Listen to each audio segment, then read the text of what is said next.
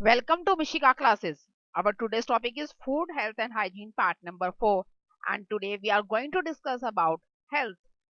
आज हमारी food health and hygiene की पार्ट नंबर 4 की क्लास है। आज हम क्या डिस्कस करने वाले हैं क्लास में?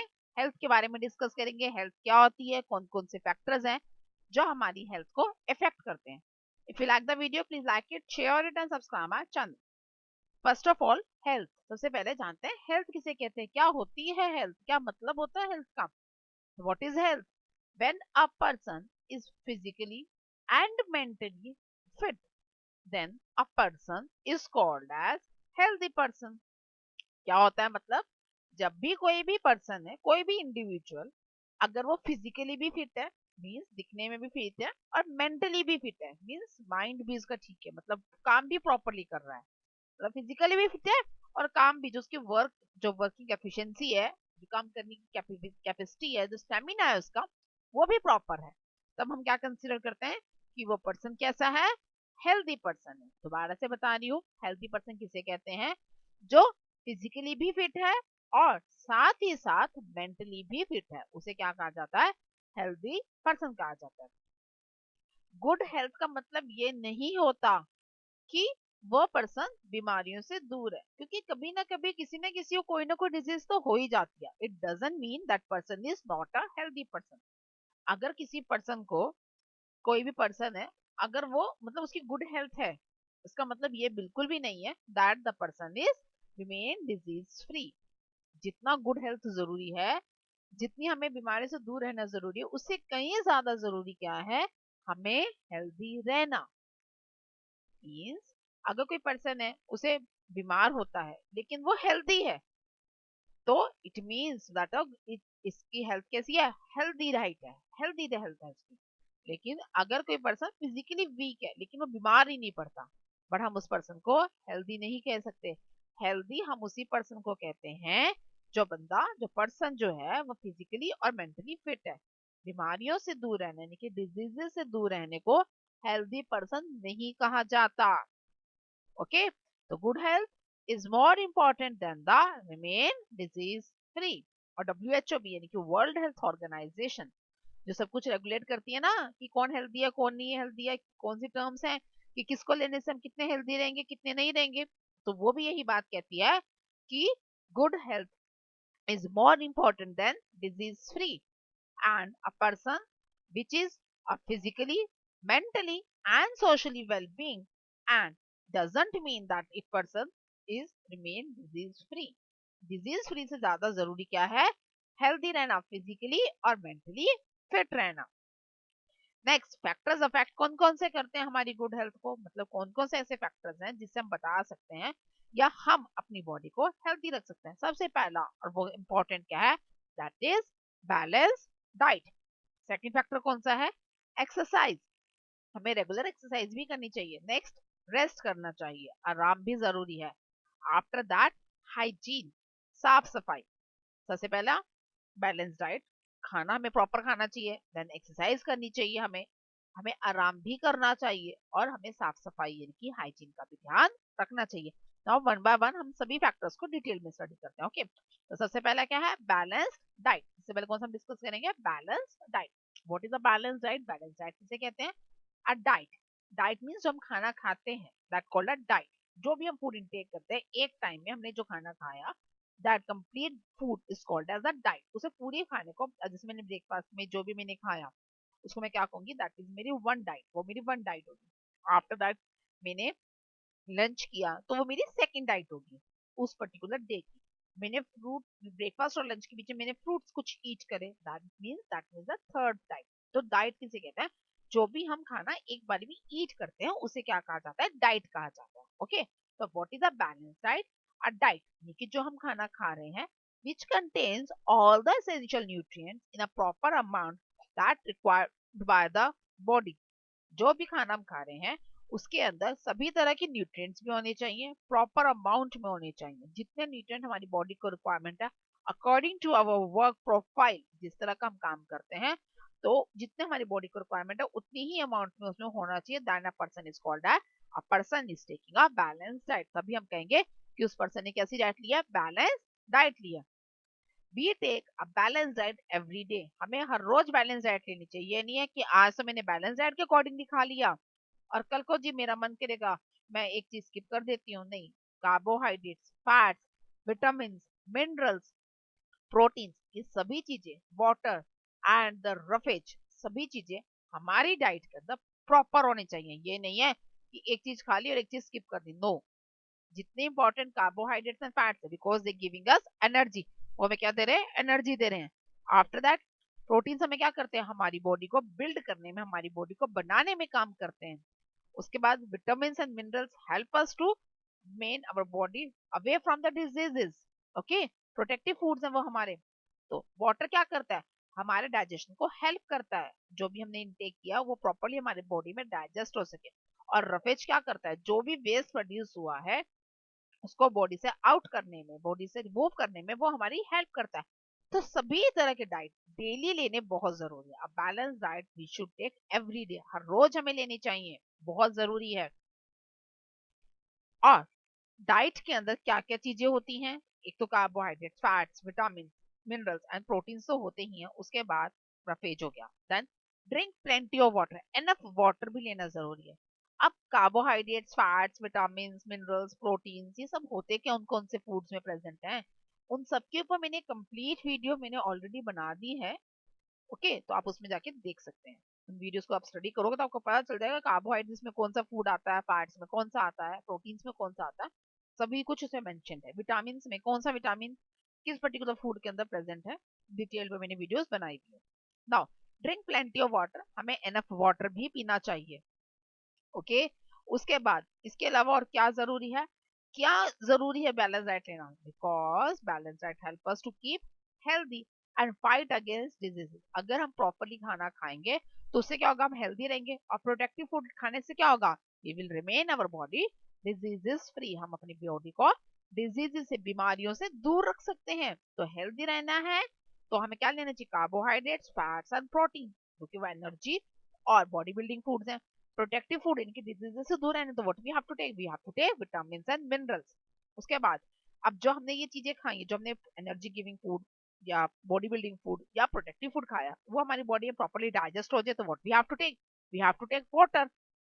उसके बाद अगर हम बात करें, अब जो हमने खाया है वो बॉडी से वेस्ट भी तो प्रोड्यूस करेगा ना, तो उसको रिमूव करना, तो what we have to take, we have to take roughage. तो कंप्लीट बैलेंस डाइट के अंदर क्या क्या चीजें आती हैं, ऑल दिस एसेंशियल 7 न्यूट्रिएंट्स, ये सभी 7 न्यूट्रिएंट्स हमारे बैलेंस डाइट के अंदर कवर करते हैं। ओके, नाउ ये कौन बताएगा कि हमें कौन सी चीज कितनी अमाउंट में खानी चाहिए, कैसे पता चलेगा, it will tell us by food pyramid. Food pyramid बताता है हमें कितना अमाउंट में कितना लेना चाहिए। तो what is the food pyramid, food pyramid किसे कहते हैं, it is a pyramid. What is a pyramid, पहले पिरामिड का मतलब समझ लो। A pyramid is a triangular shape, triangular shape को पिरामिड कहते हैं। ओके, तो what is the food pyramid, food pyramid क्या होता है, a chart which shows different food groups, ये अलग अलग फूड ग्रुप्स का शो करता है कि कौन सा फूड ग्रुप में कितना हमें लेना चाहिए, ये वो शो करता है। It indicates the quantity and the type of food that we have to intake, that we should have to eat from moving bottom to top। Bottom से टॉप की तरफ, इनकी नीचे से ऊपर की तरफ जाते हैं पिरामिड में, हम ये देखते हैं कि जितना नीचे है तो वो नहीं, वो ज्यादा खाना है, क्योंकि नीचे बेस उसका फ्लैट होता है, टॉप उसकी पॉइंटेड होती है, तो वहां पे मतलब वो थोड़ा लेना है। तो वो हमें समझा रहा है, वो कंप्लीट समझाता है। तो बेसिकली फूड पिरामिड क्या इंडिकेट करता है कि किस तरह का खाना खाना चाहिए हमें और कितना खाना चाहिए। कैसे पता चलेगा, by moving from bottom to top, नीचे से ऊपर की तरफ जाते हुए। इन बॉटम सबसे नीचे क्या होते हैं, एनर्जी गिविंग फूड, क्योंकि सबसे ज्यादा हमें जरूरत ही किसकी होती है, एनर्जीज की जरूरत होती है। कुछ भी काम करना है तो हमें एनर्जी की जरूरत पड़ेगी पड़ेगी। Either we have to study और we have to do any hard work, चाहे हमें स्टडी करनी है या फिर कोई भी हार्ड वर्क करना है। तो what we have to need, we have need energy, हमें एनर्जी की जरूरत पड़ती है। तो एनर्जी कहाँ होती है, पिरामिड में सबसे नीचे होती है, बॉटम में होती है। On the second level there is fruits and vegetables, second level पे क्या होता है, फ्रूट्स और वेजिटेबल्स होते हैं, विच कीप्स अस हेल्दी, जो हमें क्या रखते हैं, हेल्दी रखते हैं। उसके बाद नेक्स्ट लेवल पे क्या होते हैं, प्रोटीन्स होते हैं। और next level there is protein. On the top सबसे ऊपर क्या होते हैं, there are fats and oil, fats और ऑयल सबसे ऊपर होते हैं, which just add flavour to our food. Now this is our pyramid diagram, ये हमारा पिरामिड का डायग्राम है। देखो बॉटम में क्या है, गिव्स अस एनर्जी, वहां पर क्या है, ग्रेन्स नजर आ रहे हैं which gives us energy. Grains कितने खाने चाहिए हमें, ग्रेन्स की क्वांटिटी 40% होती है because they are energy giving food. After that fruits and vegetables keeps us healthy and it should be should take 30% of diet. 30% लेना चाहिए डाइट का fruits and vegetable. Full day की डाइट है ये एक टाइम की डाइट नहीं है, ये फुल डे की डाइट के अकॉर्डिंग बताया गया। फुल डे में हमें 40% ग्रेन्स को ईट करना चाहिए। ओके, अब ग्रेन्स में bread, chapati, each and everything cover हो जाती है। फ्रूट्स एंड वेजिटेबल कितने परसेंट कवर करना चाहिए हमें, 30%। Next is keeps body strong, अब हमें बॉडी को स्ट्रांग भी तो रखना है, तो what we have to take, we have to take protein. कितने परसेंट लेना चाहिए प्रोटीन, 25%। और सबसे लास्ट में क्या होता है, स्टोर्स एनर्जी। एनर्जी को स्टोर करते हैं, मतलब खाना खा रहे हैं तो हमें इंस्टेंट एनर्जी मिल गई, लेकिन जिस टाइम मैं खाना नहीं खा रही हूँ मेरी बॉडी को तब भी एनर्जी की जरूरत है। तो उस टाइम पे एनर्जी में कौन देता है, वो एनर्जी होती है हमारी जो स्टोर्ड एनर्जी होती है, हमारी जो बॉडी के अंदर सेव एनर्जी होती है, जो लीवर में जाके स्टोर हो जाती है, स्किन के नीचे जाके स्टोर हो जाती है।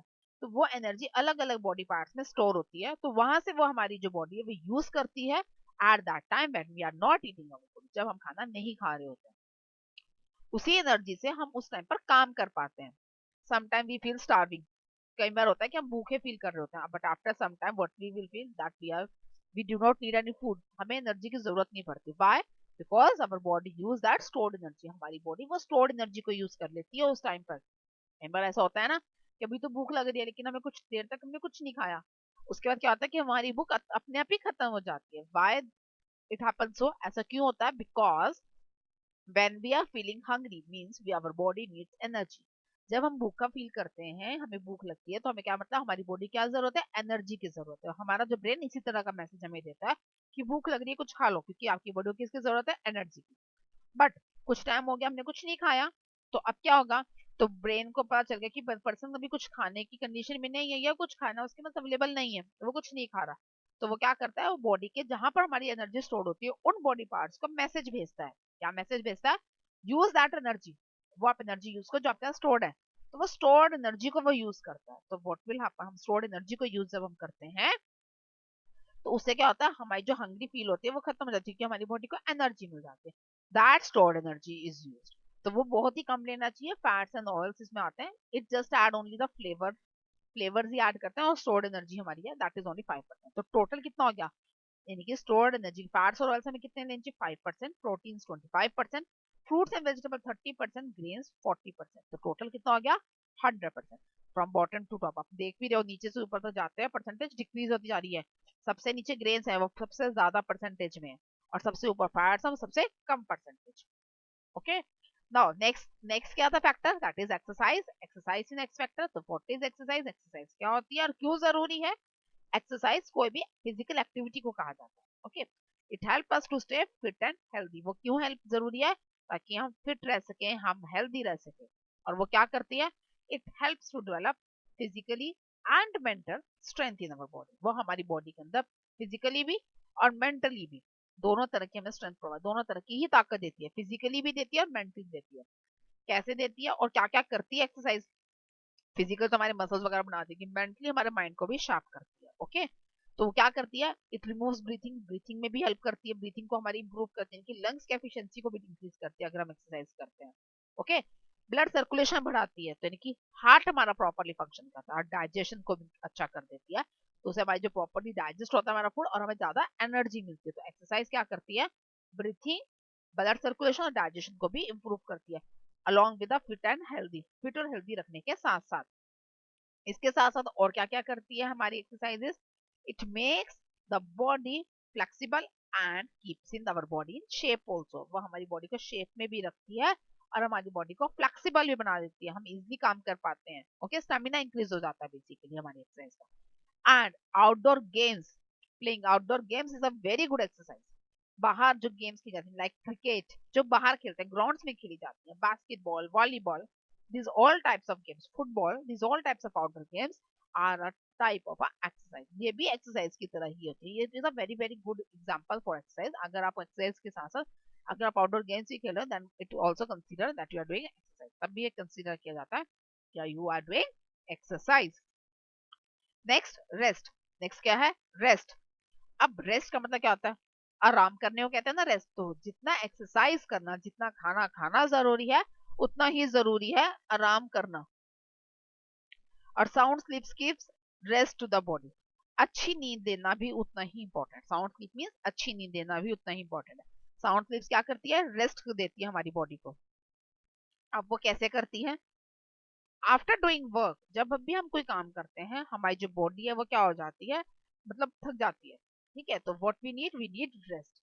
After doing work our body needs rest और फील फ्रेशनेस, ताकि हमारे अंदर एनर्जी रिचार्ज हो जाए। ठीक है, खाना खाने से तो एनर्जी मिलती है, उसके बाद दूसरी एनर्जी कहाँ से मिलती है? बाय डूइंग रेस्ट, रेस्ट से मिलती है। और ऐसा क्यों होता है? रेस्ट से हमें एनर्जी क्यों मिलती है? बिकॉज जब हम रेस्ट करते हैं तो उससे क्या होता है, हमारे ब्रेन को और हमारे नर्वस सिस्टम को स्ट्रेंथ मिलती है, ताकत मिलती है। देन दे लिबरेट एनर्जी, तब उस टाइम पर वो एनर्जी जनरेट करते हैं हमारी बॉडी के लिए। और उसी की वजह से हम क्या फील करते हैं? फ्रेश फील करते हैं, वीकनेस एनर्जी। हमें ऐसा होता है कि हमें क्या मिल गया? एनर्जी मिल गई। So rest is important for the brain as well as the nervous system. Okay, तो अब बात क्या होगी कि रेस्ट किस तरह से हमारी हेल्प करती है। ये तो पता चल गया कि ब्रेन और नर्वस सिस्टम से हमें मतलब एनर्जी मिल जाएगी। और ये पता चल गया कि रेस्ट करने से क्या होगा, हम फ्रेश फील करते हैं। इसके साथ साथ ही जब हम सोते हैं तो हमारे जो डैमेज सेल्स हैं, यानी कि जब हमने कुछ काम किया तो उससे हमारे सेल्स इफेक्ट होते ही होते हैं, हमारी बॉडी इफेक्ट होती होती है। तो उसमें अगर कुछ डैमेज आया है तो उनकी हीलिंग भी बहुत इजीली होती है। तभी डॉक्टर्स कहते हैं, जब भी आप पर्सन बीमार होते हैं तो क्या कहते हैं डॉक्टर? Do rest. जितना ज्यादा रेस्ट करोगे उतनी जल्दी ठीक होगे, कहते हैं ना doctors. Why they so also, वैसा क्यों कहते हैं? क्योंकि जब भी हम बीमार पड़ते हैं तो व्हाट विल हैपन, तो उससे क्या होता है, हमारी बॉडी के जो जो भी हमें प्रॉब्लम हुई है उसके रिगार्डिंगली जितने भी सेल्स हैं वो इफेक्ट हो जाते हैं, वो डैमेज हो जाते हैं। तो उनकी रिपेयरिंग के लिए क्या जरूरी है?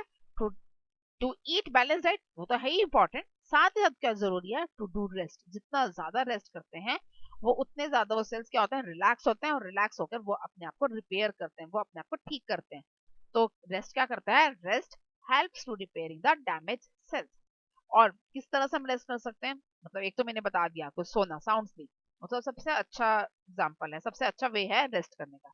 उसके अलावा लिसनिंग म्यूजिक, वॉचिंग टेलीविजन, और doing the work which you like the most.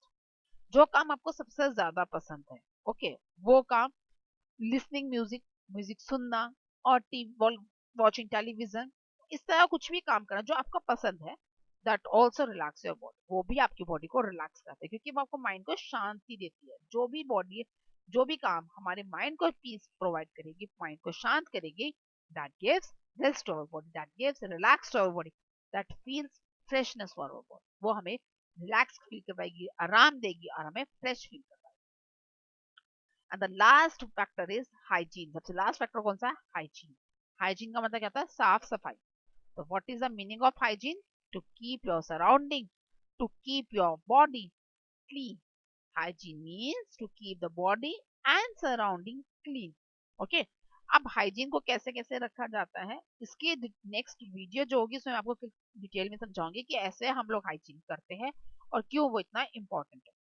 Hygiene, cleanliness जो हम रखते हैं तो उससे क्या होता है, हम अपने आप को जर्म से दूर रखते हैं। Cleanness keeps us away from the germs, वो हमें जर्म से दूर रखते हैं। और ऐसा करने से क्या होता है, it help us to prevent our body from diseases, वो हमारी बॉडी को बीमारियों से बचाती है। ठीक है, सफाई रखेंगे तो क्या होगा? जर्म्स नहीं होंगे, जर्म्स नहीं होंगे तो क्या होगा? हम बीमारियों से दूर रहेंगे। इसके बारे में हम डिटेल में पढ़ेंगे। दो तरह की हाइजीन होती है, एक तो हमारी बॉडी की hygiene, that is personal hygiene, और सेकंड वन होती है सराउंडिंग हाइजीन, जो हमारे आसपास की है। वो कैसे करते हैं, क्या क्या फैक्टर्स होते हैं, और हम किस तरह के डिजीजेस से बचते हैं अगर आप हाइजीन को फॉलो करें। That we will discuss later on in our next class. That's all for today's class. Still you have any doubt, you can comment. Thank you.